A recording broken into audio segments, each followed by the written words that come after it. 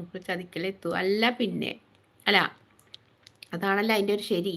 നമ്മൾ കഴിക്കാത്ത ആൾക്കാർ നിർബന്ധിച്ച് കഴിക്കാൻ പാടില്ല. എന്നിട്ട് ഞങ്ങളിങ്ങനെ നല്ല ബിരിയാണി, ബീഫ് വരട്ടിയതും ചിക്കൻ പൊരിച്ചതും, എന്നിട്ട് കുറച്ച് സാമ്പാറും കുറച്ച് രസവും മോരും പപ്പടവും തരാം കേട്ടാ.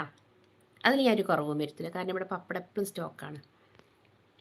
വേണമെങ്കിൽ നമ്മളെ മറിയാത്താൻ്റെ വീട്ടിൽ പോയി കഴിഞ്ഞാൽ നല്ല ഉണക്കമുളക് കിട്ടും. ഈ തൈരിലൊക്കെ ഇട്ടിട്ടുള്ള ഉണക്കമുളകില്ലേ, അതിനെന്താ പറയുക, കൊണ്ടാട്ട മുളക്. അതും വേണമെങ്കിൽ 2 എണ്ണം സൈഡിൽ വെച്ച് തരാം. എന്നിട്ട് ഞങ്ങൾ ഷെബിയും ഞാനും ജേക്കപ്പേട്ടനും എല്ലാവരും കൂടി ഇരുന്നിങ്ങനെ കഴിക്കുമ്പോഴേ പിന്നെ മോനൂനെയും വിളിക്കണം. ഞങ്ങളിങ്ങനെ ഇരുന്നിങ്ങനെ കഴിക്കുമ്പോൾ നോക്കിയിരിക്കുക സാമ്പാറും കൂട്ടിയിട്ട്. പണി കിട്ടുമ്പോൾ മലപ്പുറം അല്ല മലപ്പുറം സാമ്പാറല്ല, നല്ല തമിഴ്നാട് സാമ്പാർ. നല്ല കട്ടിയിൽ, നല്ല ഇങ്ങനെ വായിലിങ്ങോട്ട് വെച്ചലിഞ്ഞ് പോകുന്ന രീതിയിലുള്ള സാമ്പാർ. ഓക്കെ, ഈ വലിയ കഷ്ണങ്ങളൊക്കെ മുറിച്ചിട്ടിട്ട് അങ്ങനത്തെ സാമ്പാറല്ല.